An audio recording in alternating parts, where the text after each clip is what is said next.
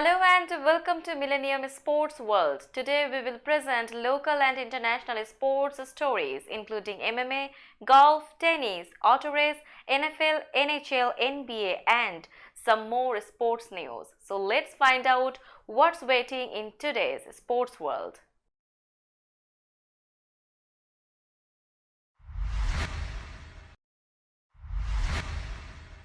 Now MMA story. Yaroslav Amosov had not competed inside the Bellator MMA cage since the summer of 2021. He had been busy with a more consequential fight. Amosov, the welterweight champion from Ukraine, who stepped away from MMA over a year ago to help defend his country against the Russian invasion, returned on Saturday to successfully defend his title with a dominant unanimous decision victory over interim champ Logan Storley in the main event of Bellator 291 in Dublin, Ireland. At 27-0, Amosov is the winningest undefeated fighter active in MMA. His unblemished record is surpassed in the sport's history by only the 29-0 mark of retired UFC lightweight champ Khabib Nurmagomedov. In February 2022, with his hometown of Irpin under siege, Amosov evacuated his family to safety, then returned to join the fight against Russian forces alongside several notable Ukrainian boxers, including former heavyweight champions Vladimir and Vitaly Klitschko, current heavyweight champ Alexander Usyk, and former lightweight titleist Vasily Lomachenko. Last April, Amosov posted on Instagram a video of him recovering his Bellator title belt from the rubble of his mother's home in Irpin. Ukrainian people, I love you, my people, Amosov said afterward inside the cage, to loud cheers from fans at Triarena, some of whom were waving Ukrainian flags. Amosov did not look like a fighter coming off a 20-month layoff. From the start, he walked down Storley and delivered damage to the head, torso and legs, putting together combinations of 4, 5 and 6 punches and kicks. The champion's defense was on point as well, as he fended off a dozen takedown attempts by Storley, a four-time division All-American collegiate wrestler. Storley withstood it all for 5 rounds, his face bloodied in the first 5 minutes and his lead leg badly compromised early on as well.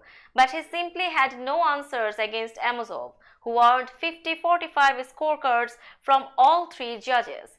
Both of Storley's losses have come against Amosov. He earned this second shot at the champ by earning an interim belt last May with a split decision win over Michael Venom Page. Now, auto race story. With only one victory in 14 years in NASCAR's Cup Series, there were those who often questioned JTG Dirty Racing as to why it chose to continue the daily struggle a one-car operation faces in stock car racing's top level, where multi-car teams normally rule the landscape. When the pandemic struck, people constantly knocked on their door, wanting to purchase the small team's coveted charter. Each time, team co-owners Tad and Jody J. Schichter told them no. They believed in their vision, their team, and their 18 corporate sponsors. They knew they were the small team that could be successful. They believed in Ricky Stenhouse Jr., the 6th driver to campaign one of their Chevrolets, and on Sunday, he delivered them a victory in stock car racing's most coveted race, the Daytona 500. A former sprint car driver known for his prowess on NASCAR's super speedways, Stenhouse had inched ahead of Joey Logano just seconds before the caution button was hit for a multi-car crash on the race's final lap in double overtime. The race ended a half lap shy of the checkered flag, but that didn't matter to the 45-employee team. I kept telling myself, if we just keep working on our car and keep believing in ourselves, maybe something will work out, crew chief Mike Kelly said. Last year on lap 195 of the scheduled 200-lap event, Stenhouse was leading when he was involved in a wreck. Now some tennis stories. Top seeds Carlos Alcaraz and Cameron Norrie own semi-final matches Saturday to set up their second straight final at the Rio Open. If the Spaniard wins, he will not only defend his title in Brazil but also tie Novak Djokovic in points on the top of the ranking. The Serbian would still be number one due to other results. Alcaraz worked hard to beat Nicolas Jarry 6-7, 7-5, 6-0 on Saturday. Hours earlier, Cameron Norrie topped Bernab Zapata Miralles 6-2, 3-6, 7-6. The top-seeded players in the clay court tournament also clashed last weekend in the final of the Argentina Open, which the Alcaraz won in straight sets. Alcaraz dropped only his second set in the Rio Open tournament against Jarry. The 19-year-old Spaniard was in trouble with the Chilean's effective service in the first two sets, but showed he had more energy in the third. Alcaraz blanked Jarry in the final set with a dominant performance. Top-ranked Iga Swiatek was upset by Barbara Krejcikova 6-4, 6-2 in the final of the Dubai Championships on Saturday. Krejcikova closed the tournament by beating the top three players in the WTA rankings. Number 3 Jessica Pegula in the quarterfinals, number 2 Aryna Sabalenka in the semifinals, then Swiatek, number 8 Daria Kasatkina was also overcome in the second round. The Czech is the fifth woman in the Open era to beat the world's top three at the same event. It's a big achievement and I think it's going to give me a lot of confidence that I can play with the best ones, Krejcikova said. The former French Open champion dominated the final, breaking Swiatek 5 times. The Pole earned 2 breaks back in the first set, but Krejcikova then played out a love break and held to love for the set. In the second, she broke for 2-1 and 5-2 and easily held serve to win her 6th singles title. I showed my best tennis this week, Krejcikova said. I was able to play my tennis but also hold the nerves. Her previous title was in October when she beat Swiatek for the first time in the Ostrava final. Now it's time for some golf stories. Chris Kirk's last win on the PGA Tour was nearly 8 years ago. He has put himself in a position to change that at the Honda Classic. Kirk battled his way to a 4-under round of 66 on Saturday, putting him at 13 under 197 for the week and giving him a 2-shot lead over Eric Cole through 3 rounds at PGA National. His last win on tour was at Colonial in 2015, 180 tournaments ago. He is a 4-time winner on tour, played in the President's Cup in 2015 and has been waiting to hoist a trophy again since. Kirk made a wild birdie on the last after his second shot on the par 5 18th wound up next to the grandstand and underneath someone's bag that was left against a structure. He got a drop, chipped on from there and made the putt to restore a 2-shot lead. And now he has a chance to be a winner again, with most of the players nearest to him on the leaderboard looking for their first tour wins. Marcel Sim ended his long wait for a 5th European Tour title with victory at the Hero Indian Open by a single shot on Sunday. The German's last win on the tour came 8 years and 116 days ago at the 2014 BMW Masters, but a closing 68 saw him edge out countryman Yannick Paul to return to the winner's circle with a 14 under 274.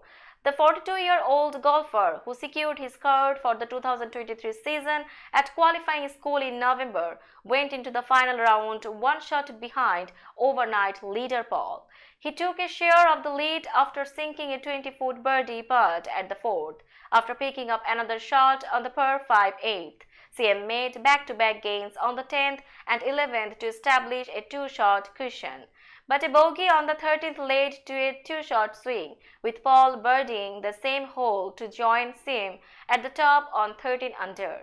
After saving par on the top 14th, Sim holed from 15 feet for a birdie at the next to regain the outright lead, and he closed his round with 3 more pars. rolling in a 3-foot per putt on number 18 to win moments after Paul slid his birdie putt wide from about 12 feet.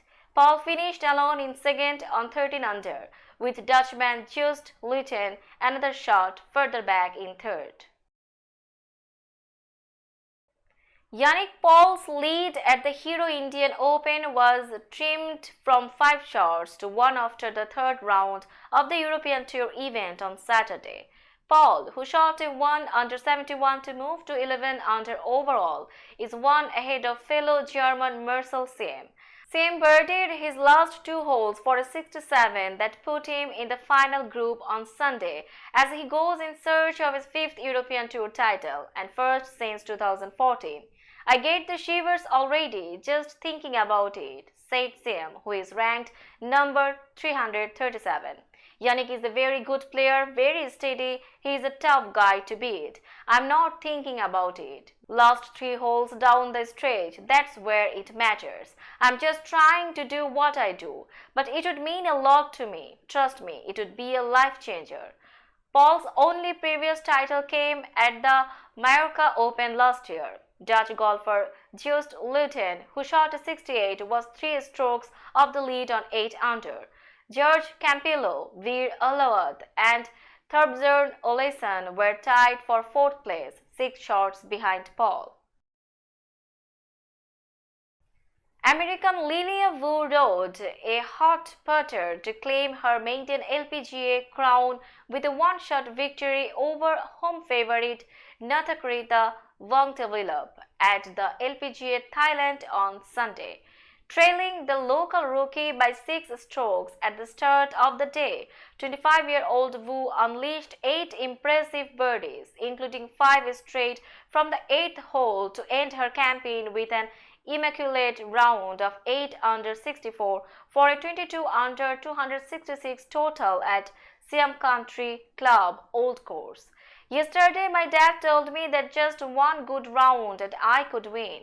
That's all I kept thinking about. Basically, today I just blacked out and tried to birdie every single hole I could, said Wu, whose maiden tour victory came after 3 third-place finishes in 2022. The UCLA alumni came up short again at the Ladies European Tour in Saudi Arabia last week, where she settled for another 3rd place. Wu became the 3rd American to triumph in the event after Lexi Thompson in 2016 and Jessica Korda in 2018. Playing her first LPGA tournament, Vongtavilap's lack of experience took a toll with the 20-year-old golfer, enduring a mixed final round featuring 7 birdies offset by a double bogey and 4 bogeys to sign off with a 1 under 71 and 267 overall. Jan Stephenson, a 3-time major champion and World Golf Hall of Fame member, has been diagnosed with breast cancer. Her Crossroads Foundation said Thursday the cancer was stage 3 and the 71-year-old Australian will begin a treatment of chemotherapy and radiation in the next 2 weeks. It means so much to me for all my friends and family to lend so much support, Stephenson said in a statement. I have had some negative challenges in my career and managed to survive. This is just another tough hole that is uphill and against the wind. See you on my next downhill and downwind hole. She backed up her celebrity by winning 16 times all the LPGA Tour, including 3 majors. She was lacking only the Kraft Nabisco Championship to complete the career Grand Slam. She was inducted into the World Golf Hall of Fame in 2019 and also received the Order of Australia medal. Now it's time for boxing story. Floyd Mayweather had a great time during his latest exhibition bout. The boxing legend went 8 rounds with Geordie Shore star Aaron Chalmers in his UK debut at London's 20,000 capacity O2 Arena on Saturday night.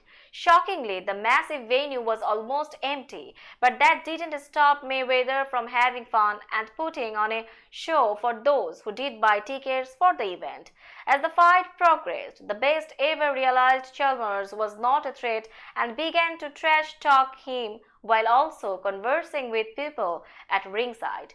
When one round came to an end, he grabbed the ring-card girl and began dancing with her in scenes reminiscent of his fight with Don Moore. Mayweather stepped up his wacky antics later on when he made some space for himself and did a 360-degree spin, prompting a bemused look from his opponent. The 46-year-old continued to entertain the crowd between rounds. At one point, he sat on the top rope and stared out Chalmers, who beamed with joy when the final bell rang. Both men had their hands raised and no winner was declared, but it was clear that Mayweather owned every second of the fight without breaking a sweat. Now, NFL stories. The Kansas City Chiefs promoted Matt Nagy to offensive coordinator to replace the departed Eric Bieniemy on Friday, giving him the job he held before departing Andy Reid's staff for an opportunity as the head coach in Chicago. Nagy spent 2 seasons directing the Chiefs' offense with Alex Smith at quarterback. He then spent 4 seasons with the Bears, going 34-31 in the regular season and winning the NFC North in 2018, before he was fired after a 6-11 season in 2021.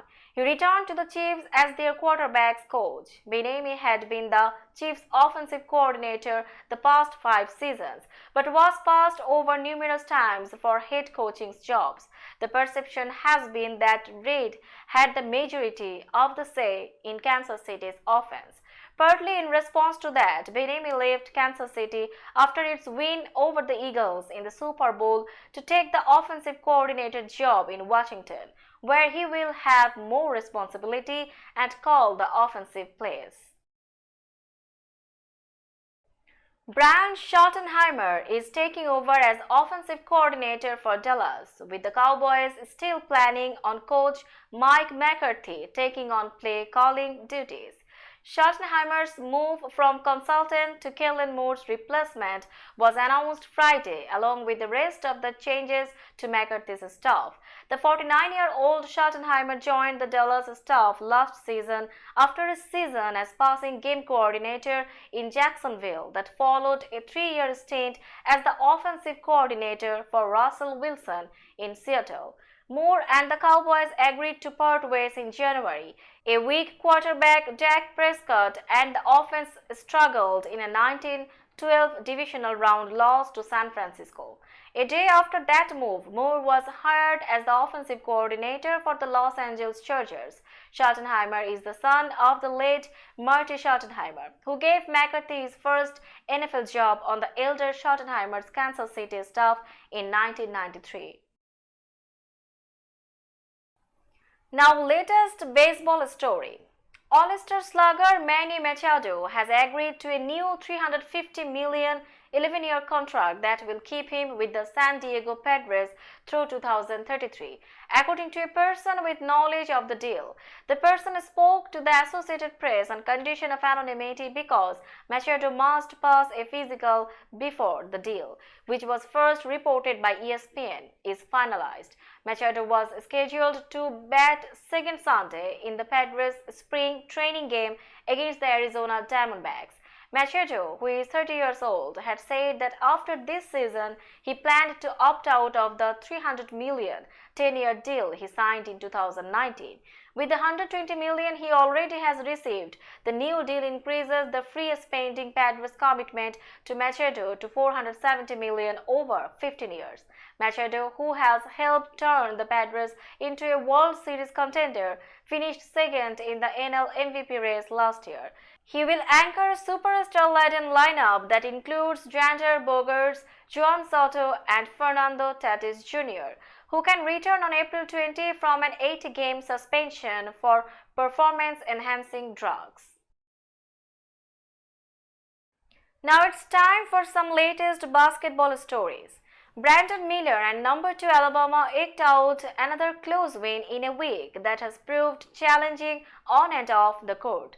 Miller scored 24 points and Mark Sears made 7 of 8 free throws over the final 1 minute 4 seconds to help number 2 Alabama secure an 86-83 victory over Arkansas on Saturday, following an overtime win at South Carolina on Wednesday. Miller delivered his second straight huge game since police alleged in courtroom testimony that Miller brought a gun to former teammate Darius Miles, who is charged with capital murder in a fatal shooting. The week's details cast a different light on Miller's regular pre-game introduction, which is a tight stuffer giving him a pat down.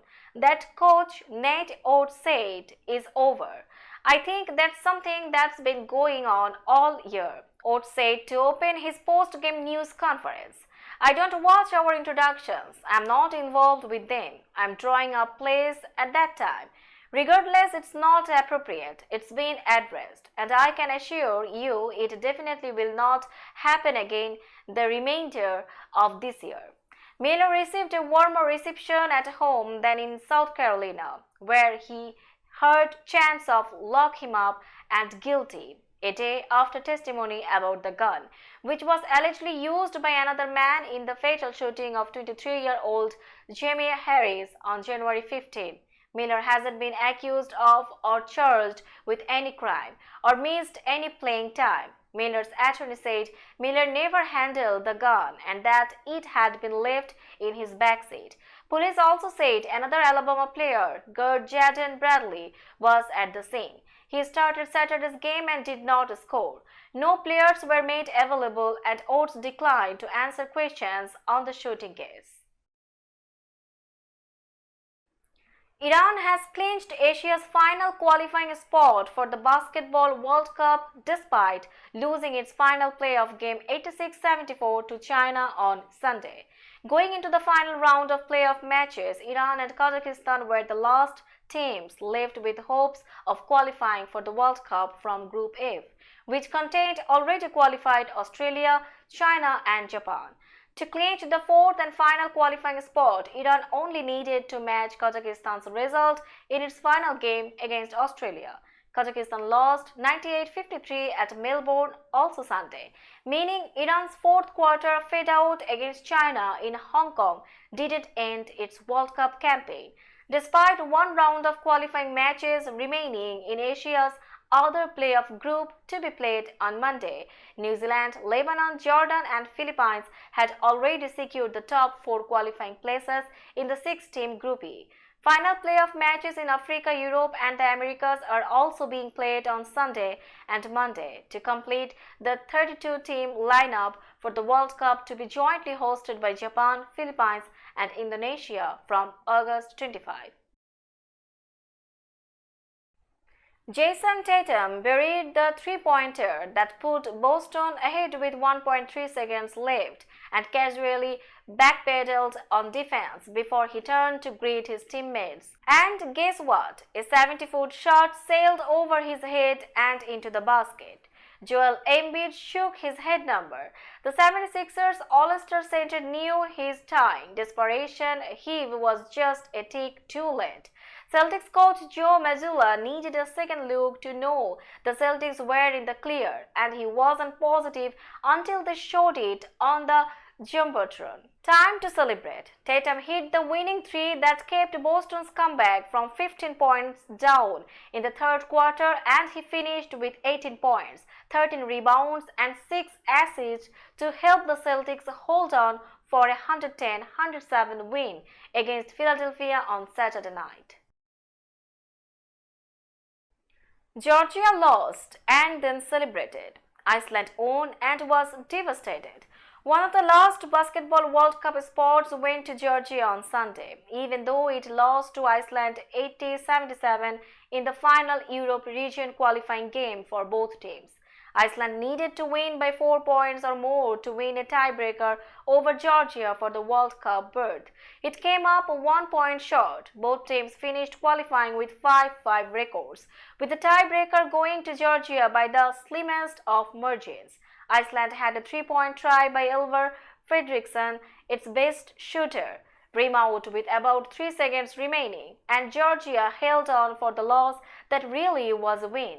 Amazing, I'm so happy, said Georgia's Tedros McFadden, a Michigan-born guard who played at the junior college and Division II levels before embarking on what's now a 14-year pro career overseas. I may mess around and cry. This means so much to everybody. I'm just so happy. Georgia beat Iceland by 3 points in a qualifying game in November. For Iceland to have advanced, it needed to win by 4 to claim the head-to-head tiebreaker. Georgia held other tiebreakers and those were its ticket to the World Cup. Georgia, a first-time World Cup qualifier, joined 9 other European teams as having clinched berths in this summer's tournament. Australia won the Women's T20 World Cup on Sunday, beating host South Africa by a comfortable 19 runs to underline its status as the best team in the world with a third straight title. Australia has now won 6 of the 8 T20 World Cups played. The latest victory at Newlands came through a disciplined bowling and fielding effort from the Australians, who batted first and scored 156 for 6 wickets, then shut down South Africa's batters, who never came close. South Africa finished well short on 137 for 6 wickets. Lanning has now led Australia to 4 T20 World Cup titles and 1 ODI World Cup title, more ICC tournament wins than any other captain in men's or women's cricket. Megan Shutt, Ashley Gardner, Darcy Brown and Jace Jonasson all took a wicket each for Australia. But it was a team effort in the field as the Aussies' big match temperament shone through. Australia was playing in its 7th straight final. Sofia Gaudia raced toward another World Cup downhill title with a 5th win in her dominating season on Sunday. Gaudia raced through lightly falling snow and was fastest on the lower section of the Mont Lacher course to finish 0.15 seconds ahead of Federica Brignone, her Italy teammate, who matched a career-best result in downhill. It was really a relief for me because it was tough that I crashed in the one and only training run, said Gaudia, whose 22nd career World Cup win was her 17th in downhill. Brignone got some of the best racing conditions as the number 21 starter, starting 35 minutes after Gaudia when the snow had stopped falling and sunshine broke through the clouds to light the slope. Laura, wearing the number 26 bib, then placed third, 0.41 seconds behind Gaudia, for a first career podium finish. The French racer's previous best result in downhill was 7th. That's all in today's sports world. Keep watching Millennium Sports World for latest sports updates. Millennium TV US and Millennium News 24 network is transmitted and available to be watched free for all at TVs such as Sony, Samsung, LG, Roku TV, Amazon TV and Apple TV. And also in all European countries and Australia, available with the Sky Network, Worldwide Jago TV, Radiant IPTV, Worldwide Jago BD Network and Horizon Satellite globally. Stay connected with us for all types of informative and entertainment program. Thank you.